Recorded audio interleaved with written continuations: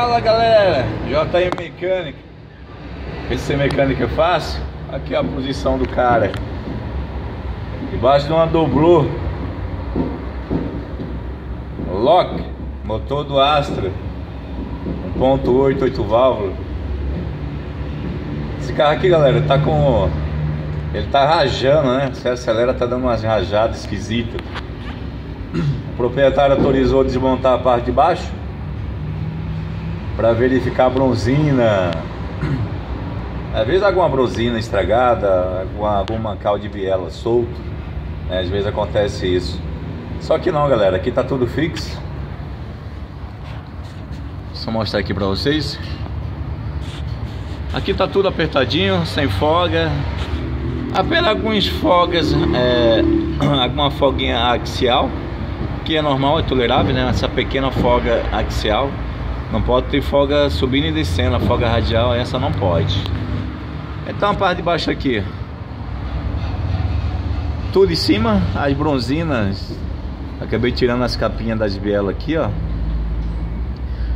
As capas de biela, capa de mancal fixo, capa de biela, capa de mancal fixo. Acabei tirando todas só para conferir as bronzinas, né? Só que o problema não tá aqui embaixo não. O barulho desse carro tá mais para bucha de biela, ou seja, o pino da biela, né? Pino de biela, onde segura biela e pistão. Então, passei o orçamento pro dono, tem que tirar o motor por completo, né? Fazer o serviço bem feito. O dono não aprovou, então tô aqui montando tudo de novo. Então vamos montar tudo de novo, né? Só que eu vou ter que fazer outra cola aqui, ó. Aí, ó, o dono não aprovou. Vai ter que gastar dinheiro com cola. 2 parafusos que não saem, ó. Quebrou, olha aí, ó, que eu fui procurar. Mas faz parte. Agora eu vou tentar tirar esses parafusinhos aí que vai me dar uma dor de cabeça, que quebrou. Arrumar 210 para ele e colocar no local. Segundo o dono, esse carro já tá vendido. A pessoa que comprou tá pagando 7 mil abaixo da tabela, só por causa desse motor. Ele pediu para mim verificar, né? Achou que era uma coisinha simples, mas não é. Aqui tem que fazer o motor por completo. Isso aqui não adianta estar costurando, galera.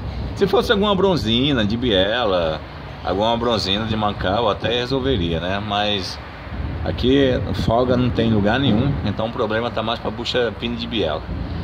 Então é isso, deixa eu montar aqui o bichinho e entregar pro proprietário. Beleza, galera? Por enquanto é só. Bom trabalho a todos.